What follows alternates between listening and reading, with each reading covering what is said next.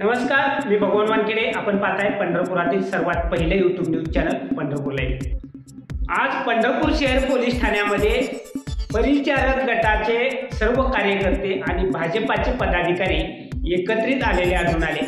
कारण होतं मोहोळचे आमदार राजू खरे यांनी दिवंगत आमदार कर्मयोगी सुधाकर पंत परिचारक यांच्यावर केलेली टीका।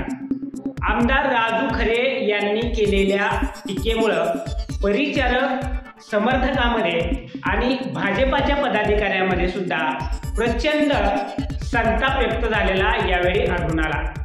पंढरपूर शहर पोलीस ठाण्यामध्ये या संदर्भात राजू खरेंच्या विरोधात गुन्हा दाखल करावा अशा पद्धतीचं निवेदनही परिचारक समर्थकांनी आणि भाजपाच्या पदाधिकाऱ्यांनी यावेळी पंढरपूर शहर पोलीस ठाण्यामध्ये भाजपाचे पदाधिकारी आणि परिचारक समर्थकांनी संयुक्तरित्या एक निवेदन पंढरपूर शहर पोलीस ठाण्याला सुपूर्द केले। या संदर्भात पंढरपूरचे माजी नगरसेवक नारायण सिंगर यांनी पुढील प्रमाणे अधिक माहिती दिली। काल मोहोळचे आमदार राजू खरे यांनी एका कार्यक्रमामध्ये आमचे नेते स्वर्गीय श्रद्धास्थान सुधाकर पंत परिचारक मालक यांच्याबद्दल काल अवमानजनक व जातीवाचक वक्तव्य केलेलं आहे। राजू खरे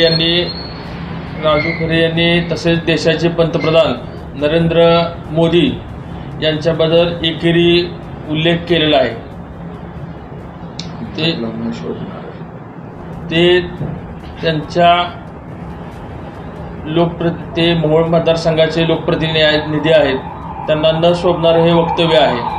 अतिशय खालच्या पातळीने विधान त्यांनी केलेलं आहे। याबद्दल आम्ही शहर पोलीस स्टेशन पंढरपूर शहर पोलीस स्टेशन येथे आजी माजी सर्व नगरसेवक माजी नगराध्यक्ष यांनी राजू खरेवर यांच्यावरती योग्य ती कारवाई व्हावी, गुन्हा दाखल व्हावा यासाठी आम्ही निवेदन दिलेलं आहे।